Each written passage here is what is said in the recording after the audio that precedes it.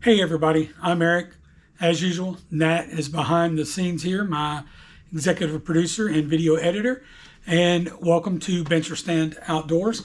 This is going to be chapter 3 of the Savage Pro Hunter 6.5 Creedmoor that I'm setting up for a longtime client, now become friend of mine. And we hope you're enjoying the first two chapters. Chapter 1 was the acquisition. Chapter 2 was the teaser, kind of our plans for it, a little detail about the rifle. And chapter 3, this video is going to be set up. So what I've done here is obviously same rifle I had before. This is the Savage 6.5 Creedmoor. It is the Axis 2 Pro. All the specs were in chapter 2. But what we're going to do in this video is the brief setup. So after I acquire a rifle, no matter if it's brand new like this one or old and used, even has a scope on it, I'm going to disassemble it, get it back to specs. I'm going to adjust the trigger if it has an adjustable trigger, which this one does. Savage brands their trigger mechanism as the AccuTrigger. Pardon my country, y'all. I'm going to run a lot of words together and stop short on a lot of words. But regardless here, beautiful rifle. We're going to get this thing broken apart. I've taken some liberty and went ahead, fast-tracked a couple of tools out for me. Basically on a Savage Axis 2, and in general for most of the Savage line, there's going to be two primary screws that hold the action in the barrel in place. You got the upper screw that has the recoil lug in behind it, and then you got the action screw down here on the bottom. Generally, and I say generally just in case there's that one scenario, they are a 4mm Allen wrench. So we're going to go ahead, loosen these. You know, in the beginning, this used to always worry me about taking a rifle apart. And I found out if you just put it back together the way you took it apart, nothing goes wrong. And typically for this part, there's only two screws. It's very, very simple. And to adjust the trigger, there's no screws at all. So let's see if I can get that. And something to know also, that upper screw, and once again, I'm going to say generally on most rifles, and I have a variety of rifles, Bagaras, Savages, got a Fierce, I have Seekins, some ARs. That back screw is going to be longer. So if you happen to mix them up, just realize that upper recoil lug screw is, to my experience, always the shorter one. And so far, maybe all the way up into 300 Magnums and 350 Legends I've worked on, they've all been 4mm, but I can imagine you get up into something bigger, they might increase due to the just the sheer recoil and the need of the rifle.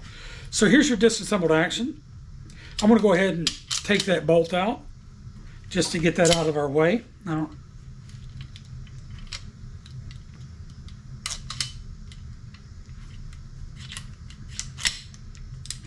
to turn it on fire again. Here we go. So I got the bolt out. Sorry about that. I took the stand. And so here we do have our bare barrel. I'm just going to kind of look at that a little bit. I mentioned in the unboxing video that the trigger was a little heavy for me. So when the client gets it back, if they don't want as light as I set it, no big deal. It's very, very simple. Savage in that pack in the unboxing provides you several things within that. One of those is their little AccuTrigger screw adjustment. And this is, guys, this is super simple. I think Ruger's, and I don't know what they're Ruger Americans, pretty much the same thing. They give you the adjustment screw. Rugers are super easy to adjust. Great rifles as well. I've had decent luck with them. Let's see. I'm going to have more videos coming down the line of picked up a 708 Bagara today that I'm going to be setting up and loading and shooting, doing for another guy for the full setup. But they're all kind of similar. Some of them have a little Allen wrench screw here, especially if you get them with the real nice trigger. Trigger Techs and different things have a little bottom lug screw right here that you can actually access most of the time through the trigger guard, which is nice. Unfortunately, which again, it's not really a negative. I don't expect it to be any different in this price point of a rifle. You do have to take the barrel off to adjust it. So if you can see, I'm just going to make sure, kind of peeking over here at my camera, you're going to come in at that green screw at the very back top of the action. And whether you tighten it or loosen it is going to depend on if you are loosening the trigger, lightening it, if you will, or tightening. If you tighten, so if you go, was it counterclockwise, you're going to lighten the trigger. If you go clockwise, I'm trying to see if you can see it. If you go clockwise, it actually pulls the screw up, creating more tension. If you back it out counterclockwise, it lowers that spring, creating less tension on the firing mechanism. So now Savage doesn't let you go too low, but I was able to get a couple of turns out of that. So I'm as low as I can go. I'm going to get my barrel back in there. How well that went in that time. And I'm just going to test it from here. Definitely an improvement for me. Okay, I don't have a trigger gauge and all that cool stuff. If you need a trigger gauge on this price point of a rifle, good for you. But I got it as low as it's going to go, so it almost don't matter what it is. Now I'm just going to kind of look the rifle over a little bit. You know, I didn't have to get into the trigger and the whole ordeal there. Everything looks good as it should. It's a brand new rifle. But what I would do if this was an old rifle, I would clean all this back to bare, get all the gunk out of it and everything, which I'm still going to clean this rifle, but just the barrel and the chamber, the bolt and so forth, and I can do all of that from the upside of it. A little look at their stock. This is very typical Savage Axis and Axis 2 stock. You kind of see your recoil lug there. That's the aluminum little bed, recoil bed block. And let's see here, let me get that back over. Guys, again, it's not crazy. You know, I get it. I kind of made me nervous the first time, but these things go right into place. You know if you got it in that recoil lug because it won't shake up and down. And as long as you remember, and it won't matter if you don't remember because the screw won't tighten up all the way, that small screw is going to go on the bottom.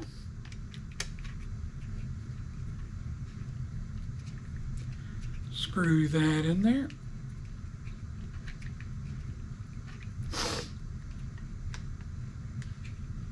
There we go.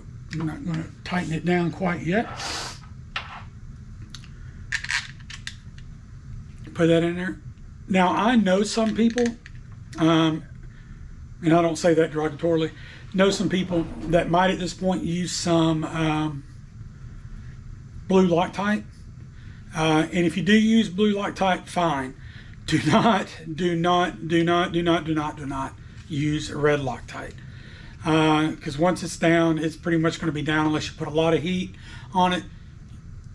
Just going to give it a snug turn there. Likewise here. Well, that still need a little tighten. That rifle sit down a little bit when I tighten that first one up. Whoop. Give a little turn there. And if you want to do Loctite, fine. Please use blue. Don't use red. I don't so much unless for some reason the gun has a history of loose lugs. Because I'm always taking them off, adjusting triggers and doing things I just don't want. I hate taking things that have been Loctite down off and off and off. So I'm just going to check, make sure that bolt feels like it did when we got it. It does. And you'll know too. So if these screws get off and all of a sudden you've added friction on your barrel and you've kind of cattywampused your barrel there, your bolt will not want to shut. And if it does shut, you'll know something's up. Use that natural intuition. The float on the barrel still looks good. If I wanted to check it, I could. Get me a piece of paper. And I guess I didn't explain it the first time, but I'd mentioned that most guns nowadays do have a free-floating barrel, which means after the recoil lug, pretty much the barrel doesn't come in contact with the stock. And as you can see, if you can take a dollar bill or take a piece of paper and flow it through there without it catching back, you're in good shape. Now, I'd mentioned, about the softer stocks and different things. Where the accuracy comes in mind is if you're shooting in your barrel as its natural harmonics are working, which means the vibration, so forth, of the barrel and the cartridge being shot out comes in contact with your foregrip or with any part of the stock that it's not locked down to, it can affect your accuracy. However, once again, I'll just reiterate, I've not had issues with these rifles, nor have I had issues with rifles in general. I think the big thing would be is if you're putting an abnormal pressure in your natural firing motion that would, like if you were just kind of gripping the barrel so hard and you were turning it, those kind of things. But I don't have those issues. It is a real thing. I just don't think it's as big of a deal as some people make it out. Of course, I've not seen every rifle, so I'm just going to put that up there. So their AccuTrigger, let's see if I can bring it up, has the blade. So see that won't fire. Now you heard a little click, but that's not a full firing pin. So that blade has to be in for the trigger to pull. That's what they call their AccuTrigger. Okay, it is a little lighter. Again, I like it a little bit light.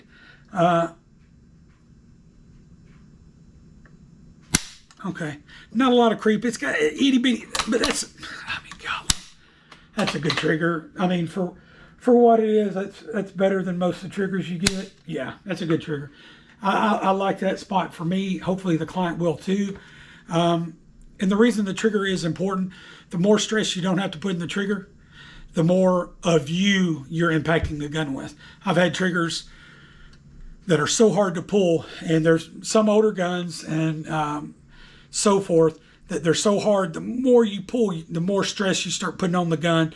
And I don't know if you can tell it by camera, but the more the gun you wobble and you get off aim.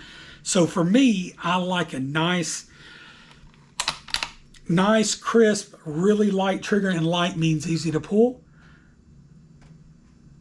But if you don't have good discipline, a light trigger might not be for you, might not be for a very, very young starter unless you train them of what happens. I've had some triggers you can just barely touch. I had a Savage, speaking of Savage, Tactical 110. God, it was a laser beam, 6mm Creedmoor. I still got it. Golly, I kicked it again. That trigger was so stinking light, it would go off before I got the blade all the way back. That bothered me a little bit, so I took the blade off. I don't recommend that. Just so I had full feel of the trigger at all the times, because even as I was bringing the blade back, it went off before I even got the blade all the way through. I don't think that was a malfunction. I think that's a product of it being a tactical. I think it was set up that way. They have a little lower adjustable triggers. All right, enough of that. So I'm going to scoot the camera around. I'm going to get you over here more to my prop here. So I'm going to get this gun on the rest. I have a little bit better rest than this, but for all intents and purposes, this is going to work out great today. So, all right. So I've broken it down. I brought the screws back to what I feel a comfortable weight. The amount of stress I put on them is probably going to land somewhere between 35 and 40 pounds. I've just done this enough. I don't always have to bring out a torque wrench, and it certainly helps expedite a few things when doing these when you don't have to. But you'll probably always see me use a torque wrench when I do my bases my scope bases to the barrel, to the action, and when I do my scope rings and mounts to those. So here's what's going to happen. Once again, new, old, doesn't matter to me. This just happens to be new. I am going to remove this rail and replace it back to well, I won't say back to, because I alluded to last time, it's probably not going to be where it wants to be. Nope, it's not. That turned way too easy. Golly. And again, y'all, I don't necessarily find this as a fault of the manufacturers. In my opinion, and in my experience, they all do that. But this is why proper setup is important. Those screws would have certainly come loose downstream, downwind of me shooting, and would have caused me accuracy issues in the future, 100%. So I'm going to look at that. I mean, I'm not saying this is a new rifle. I'm not saying anything crazy about it. But what I am going to do is I'm just going to put this right back down in place. I noticed that they did not use any Loctite. Once again, y'all, blue Loctite, I don't think well, there's one scenario, not important to this, that I've ever used red. Get you a bottle of blue. So that screw I was using was, I think, a number 10. A number 10 Torx head. Well, I love Torx head screws. I wish every gun company used them on all the things, including their rings. But when you get into more value propositions, you're going to find that they're back at Allen's. I don't mind Allen's. Like this one has an Allen bolts for the stock, but they are bigger. That's a 4 mil. Those heads and those wrenches of small Allen keys for me tend to wear out so much. So I'm just going to put me a little dab will do you of that blue Loctite. I'm going to see if I can get you in here enough to see. I just dropped one drop. I kind of hold it up and let it circular kind of work itself naturally. And once again, this rail, because it was standard, if you forget the orientation, say you're setting up this exact rifle, that little notch out in the back there is going to go over your back turn of your bolt. I'm going to put it in there. Now I do, as I mentioned, I do have a torque wrench. I don't even know what brand this is. The tag's off of it. I think I ordered it off of Amazon. It's like a Fat Max or something. It is a good one, but I've had it a while. Now I'm just going to go down with these screws just until they start to tighten up. Bug flew right in my mouth. I love it. Go ahead and get both of those down there. Now anything attaching on this rifle, and again, check your caliber, maybe check manufacturer. But I know pretty much for everything I'm dealing with, the specs 2 barrel are going to be 30 foot-pounds. Again, some of that's going to be based on what the screws can handle, what the threads in the barrel can handle. So that very well could differ by manufacturer. I know some scopes are a little bit different. I generally work off a standard. The rifles I own to date, everything is 30 foot-pounds to the barrel. 30 foot-pounds to the rail, and I do 20 foot-pounds of the rings. And if you buy a ring that says 18 foot-pounds on it, go to 18 foot-pounds. I'm not going to tell you to go against what somebody's doing, but it's pretty simple. When this reaches its max torque, it's going to click. Hear that? So, boom, boom. All that's doing, it's breaking and not letting me over tighten. It's giving me a consistent 30 foot-pounds because I've marked it on my thing. It's adjustable. Guys and gals, these are super duper handy. I'm gonna get me a rag here. I'm just gonna clean off. I don't really see anything. There's some little bit blue squeezed out on the outside. And I will say this about the blue Loctites, the Loctites in general, that I have seen on some cheaper scopes I've bought, that the Loctite peel off the outer finish of the scope. I wasn't too upset about it because it was a cheaper, when I say cheaper, I mean cheaper scope. But nonetheless, it aged that scope pretty quickly. It didn't hurt the function. It was just the beauty part of it. All right, so get that back down in there. I like it. All right, one more thing, because it's going to kill me to look at. I'm getting my little Q-tip, and I see a little bubble of blue Loctite on that top screw. Not bubble, but at least in a little overpour. I'm just going to clean that out, just because I don't want to look at it. Not going to hurt nothing.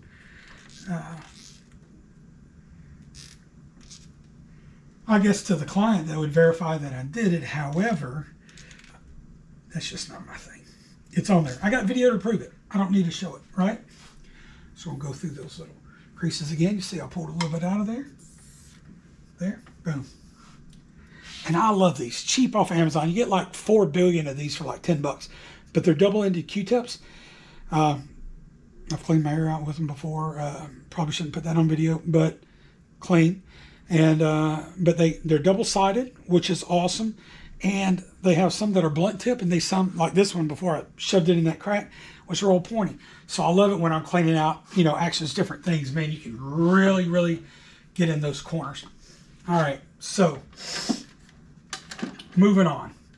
So what the client doesn't know, and that he's finding out for the first time on this video, and I'm thinking I'm going to be okay because I've known this guy a long time, done a lot of business with him.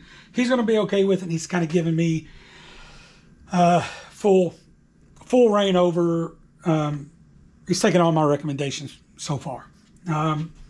Might be a good thing, might be a bad thing. I think it's a good thing. But I had, because my concern was I didn't know what he was going to be into. Like if this rifle was going to lead him into a path of more and more shooting, more and more guns, more and more detail, right? Detail-oriented shooter about all the specifics, BC, loads, different stuff. Or if he's going to get this rifle and just quit and just say, man, it's just not for me. Once again, reiterate, this is one of the reasons I put him in this gun, is because if he backed out, he can get all his money back on the open market and be done and not be out thousands and thousands of dollars.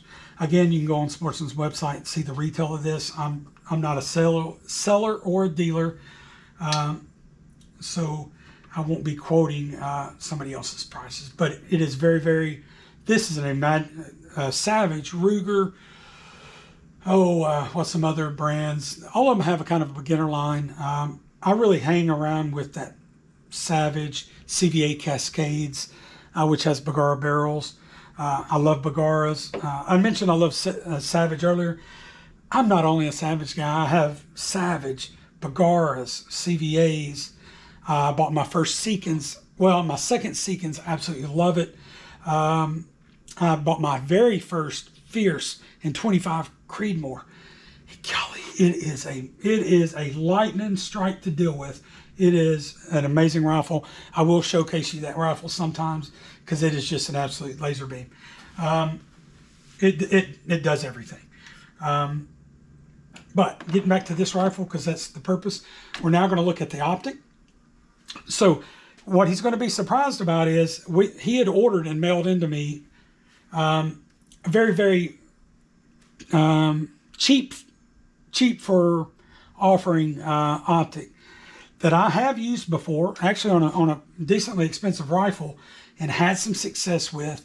And once again, if he stopped shooting, it wasn't going to break the bank, and he wasn't going to have something he couldn't liquidate and get his money back. So what it was it was a Monstrum, straight off of Amazon, a Monstrum Beast, 5x25 by 56.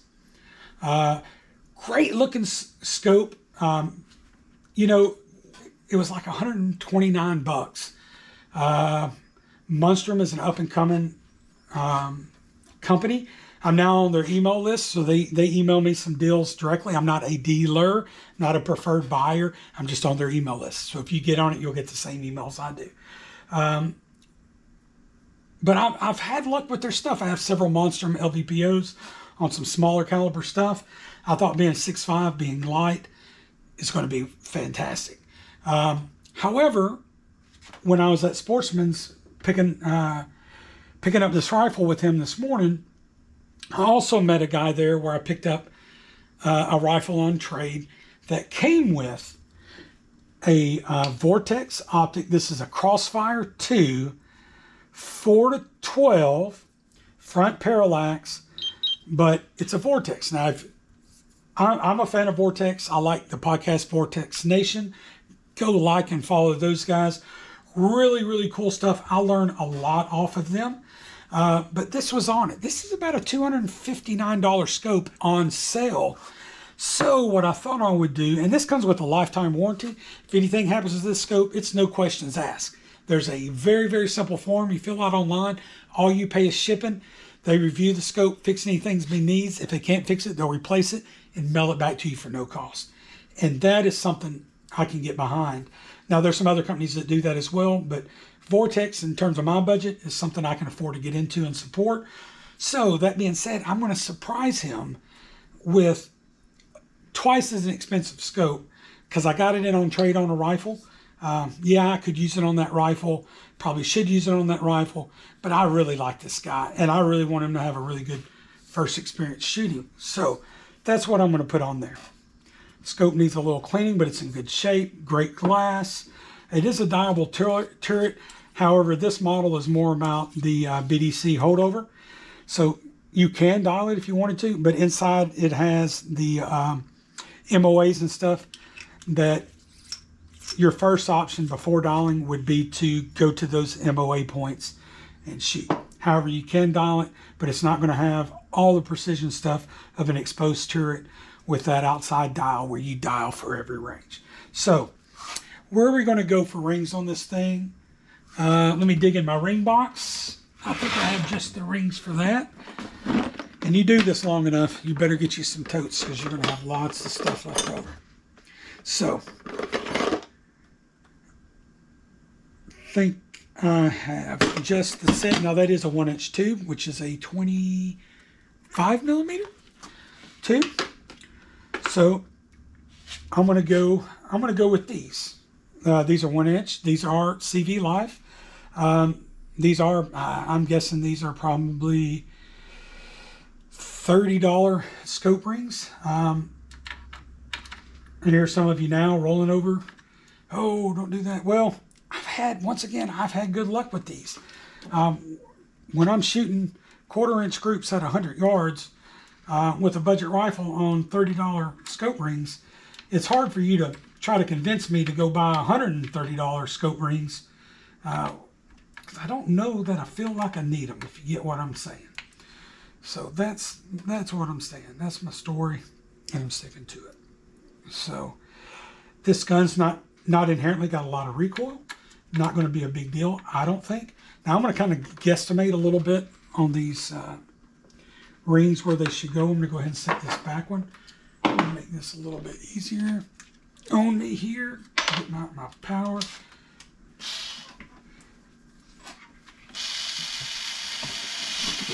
I'm only going to tighten one of those because I'm eventually going to Loctite those down and I might have to move them. Now, speaking about budget, I bought this little booger from Harbor Freight Bauer. This is pretty dope. Turns around like that from Harbor Freight. Golly, I might have paid 29 bucks for it. I found out with my torque wrench, if I go down and that thing stops because it's out of torque, it's 30 foot-pounds. It's flipping amazing. But I always verify with my gauge nonetheless. But it does help me expedite the process when I'm really trying to get some work done. You can use an impact if you got around. There's applications for higher powered impact, but impacts can really get out of hand quick on torque because they are definitely a higher torque system. So I'm going to drop this in there and I'm going to kind of guesstimate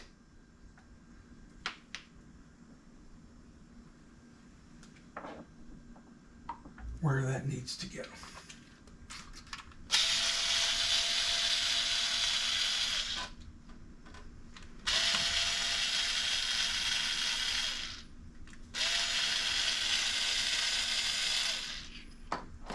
Put that there, got that out.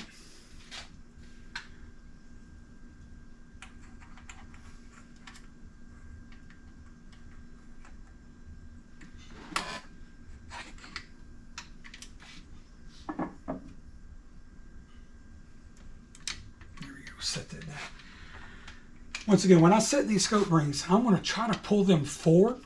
There's always going to be a tad bit of movement. I don't even know if you can see it on camera, but there's probably a 30-second worth of movement up and down. I'm going to slam that scope ring forward and then tighten it down. And the reason why is that's where the recoil is going to come from. If I would set that scope ring back, when it recoils back, it has the possibility for that scope to shift forward. And how much accuracy difference does that make? I don't know. I don't want it to make any accuracy difference. That's why I set it up that way. Now, I don't quite remember doing that on the back one. I did. I'm going to push that forward again. Again, I'm just tightening one because I want to get my eye relief. And I have had the same gentleman look through some scopes of mine before, so I know, once again, we're average height gentlemen, so our length of pulls are almost identical. So I'm just going to take a look through the scope. Not worried about level yet. Get my glasses up.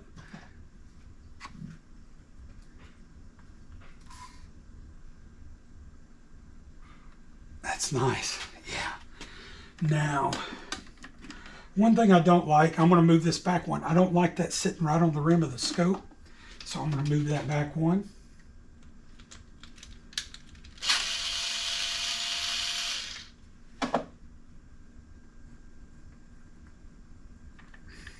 If you got to do it, you got to do it.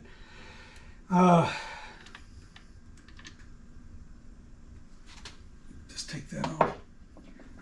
I just don't want any pressure coming back on the rim of that scope, neck. Oh, where's the other one? So I'm just going to move that back one, set it back down, pull that forward again. Boom. Okay. See where we're at now. That should sit off a little bit.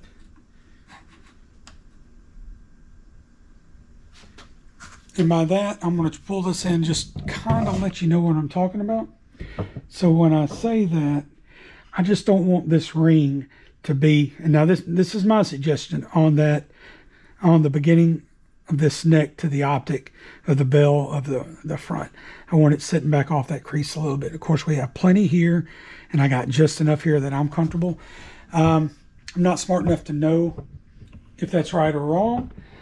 That's more of my philology of it, and I've heard some guys talk about it that I trust, that that's not the thing to do. So, and once again, I'm shooting fine, so that's what we're going to do. All right, so we're going to get that on there. Now I'm going to take my blue Loctite, and I'm going to come to the screws that I have not tightened. I'm going to drop me a little bit of blue on the threads, and that'll twist out once I get in there. You heard that stop. We'll test that with my torque wrench here in a second. I'm just going to give that a little bit down there.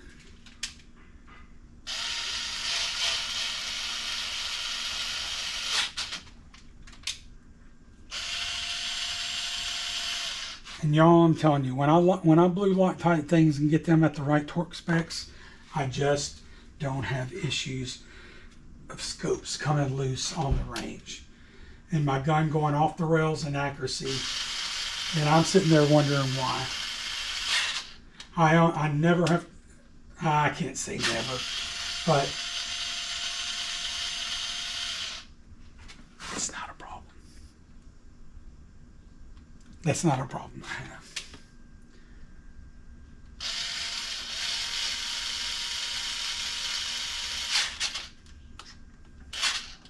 Okay, flip that back over to my torque wrench. I'm still set at 30 pounds. Bam. No advancement on the, maybe a bit of a slight there.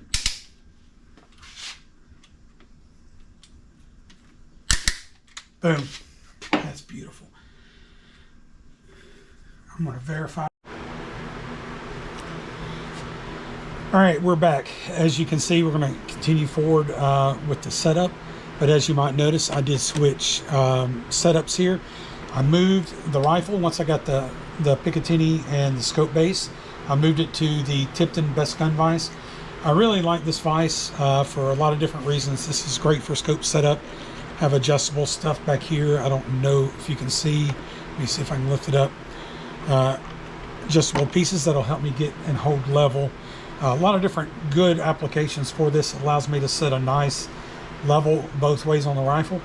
And when I do level the scopes, I do like to have a horizontal level, up and down and left and right level, which for me, that's long ways with the gun, and crossways, which is actually setting the cant to 0, so meaning it's level with the gun. So right now I have double checked this. This is my way. I'm not going to debate which way is best. I do believe the best way is the way that you'll use and that you can repeat the same kind of way every time, not a way that you're always going to be changing something. Consistency in rifle shooting or any kind of shooting is key. So this is my consistent method. I did used to do this with bubble levels, and bubble levels are great, but I'm kind of a nerd and a geek, and I got get a lot of points from Lowe's and different things. So I went and bought some laser levels. I bought 2 of them, and again, I'm just using them in place of the old bubble levels. Nothing was wrong with that. I was still shooting great with those bubble levels, but what you want to do here is you want to level right over where your cartridge enters your chamber, and then again at the front of the muzzle. So what I normally do is I'll turn one of these on. I'll set it. I want to see if that'll make sense. I'm hoping you can read that a little bit on the video. And then I have this little contraption right here that used to have a bubble level on top, but I took it off and put a steel plate, just aluminum weld that to it, and it's got the same adjustment on it that allows this to move up or down. So what I can do is I can slip this over the end of my barrel. So if you bought that piece new, it would come with a bubble level. And I do have an additional one in my range bag because I find it important in case to test my scope to see if maybe if I'm shooting something gets weird, I can check my scope, make sure it's level. I also carry a torque wrench in my range bag for the exact same reasons. So then I can take my other second level, and brands are not important. These are Lowe's brands. Klein, which is heavy into electric applications. See, you heard that snap that's set on that metal plate. And I have a Johnson, which Johnson makes and manufactures a lot of different kind of levels. So what I'm most concerned with first is getting the level of my Picatinny rail, not my scope rings. The Picatinny rail level to left and right. So that says that needs to go up. So I'm just going to kind of tilt that up a little bit.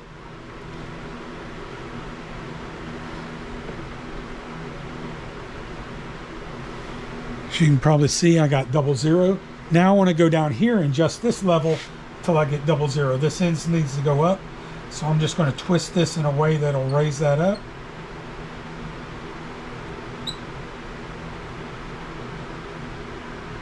And off the, it reset, there we go.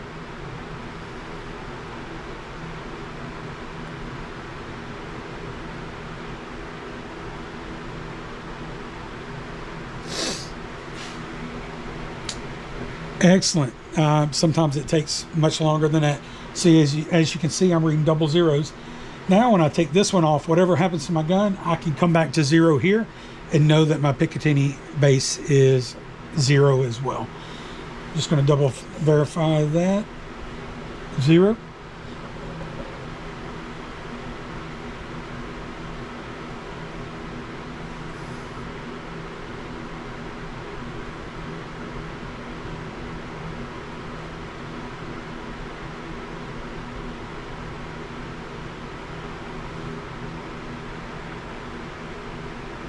Boom. Okay. Awesome. Sometimes this process can take a long time, and I'll give up. I hate to say that on my rifles, I'll give up at 1/10 of a degree, but never will I ever set a scope under 1/10 of a degree off. All right, remember, I don't know if you can see it. I'm just going to show you. You can.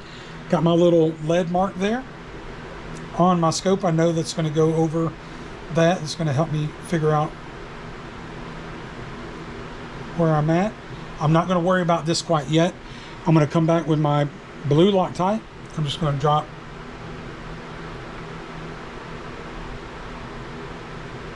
one drop down in each hole.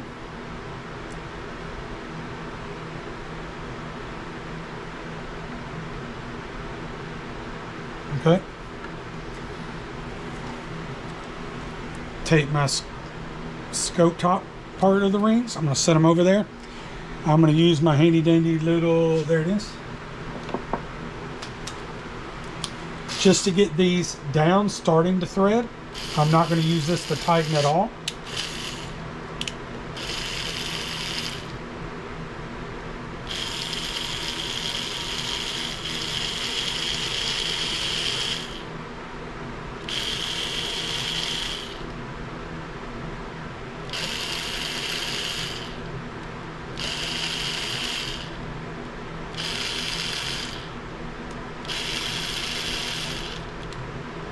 Okay, now here's where the slow part comes. So here in a couple minutes, I'm probably going to speed up through this, but you're going to get the gist of what I'm doing.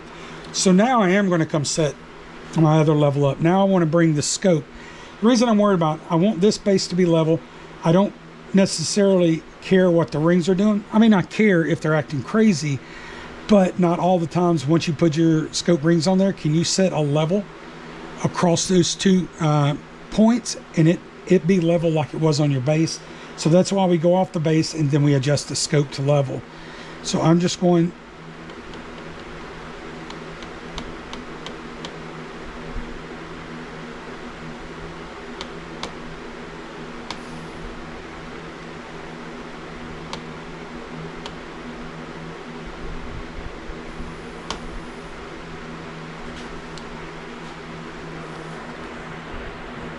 oh man, what a mistake already. Guys, I do this. Even I do this. Had the stinking scope turned the wrong way. There we go. Got to have your elevation turret, then your windage turret going out to the right. Golly. Even those of us that do this often do this wrong. And I will say, probably one of the reasons that the plumb bob, and you can probably search on YouTube, plumb bob scope leveling is so popular, is because I am making an assumption here that I'm getting a level off of the turret caps. So if those turret caps are not sitting level, I'm not getting not level to the scope, I'm not getting a true level. That might come back to bite me. Very well might. Way down the line, but right now 500, 600, 700 yards, I'm not seeing any kind of issues. My dials are right on. Elevation looks great. Windage looks great when I do it right. So typically when I do my part, the gun setup that I do responds accordingly. So let's see, what does that say? I need to come down on this side.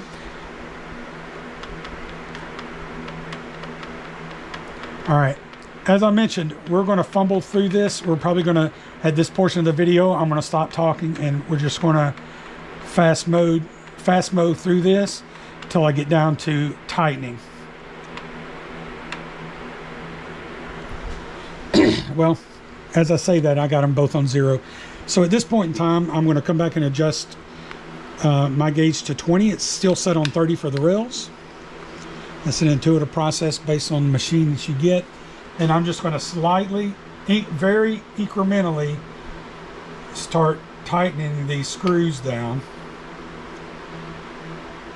And even at this point, I'm not even trying to feel any pull on the scope ring.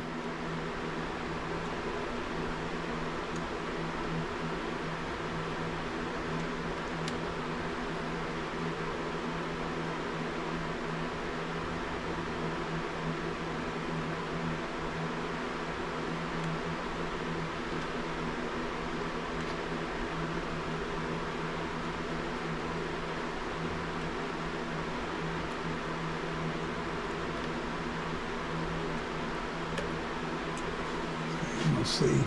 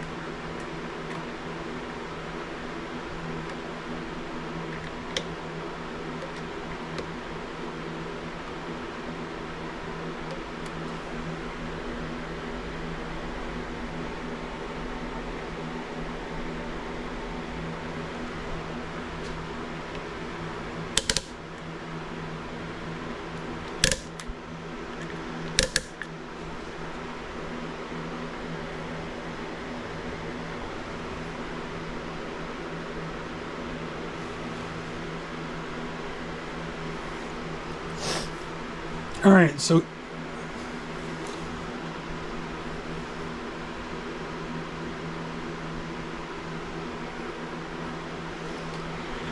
cutting back, got our scopes tightened down at 00. I'm going to go through one time through all the screws and make sure that everything's seated as I wanted.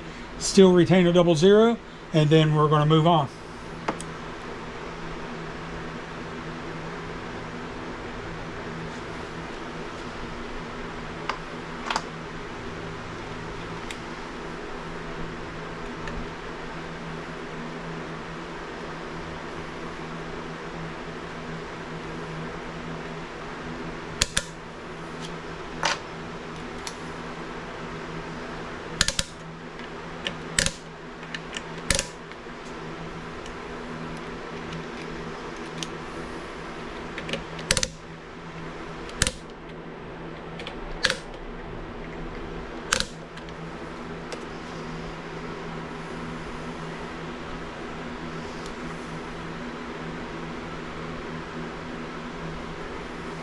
All right, cutting back to it. Everything's been torqued down, double torqued.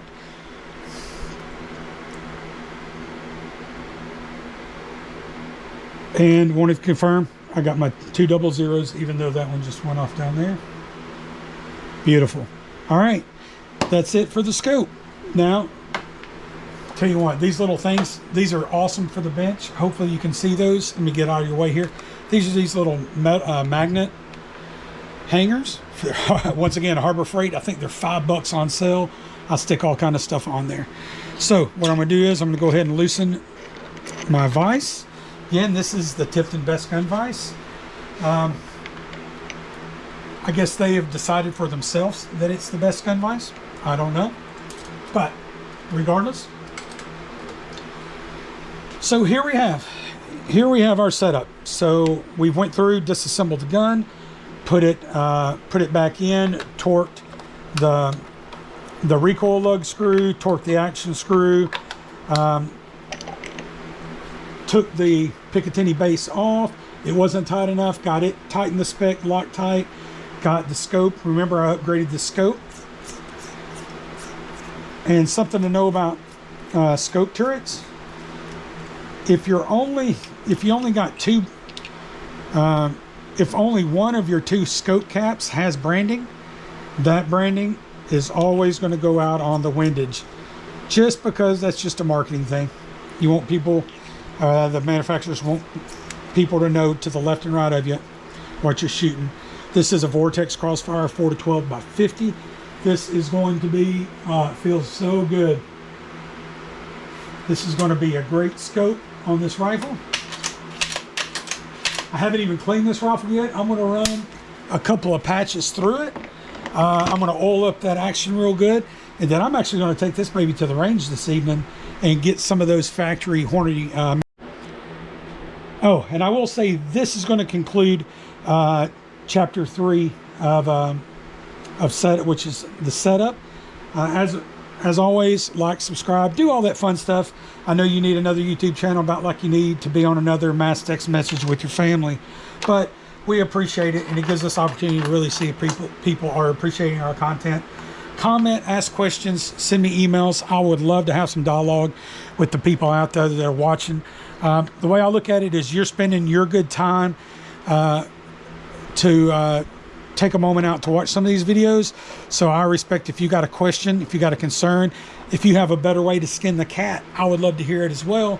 And maybe I can showcase that idea, maybe even bring you along and showcase that idea or alternative means of how I do it to the community, just to improve performance and ease of all of that stuff. Because sometimes this can seem overwhelming and it's really not too bad. Anyway, I appreciate you watching. Remember, live bold, aim true. See you next time.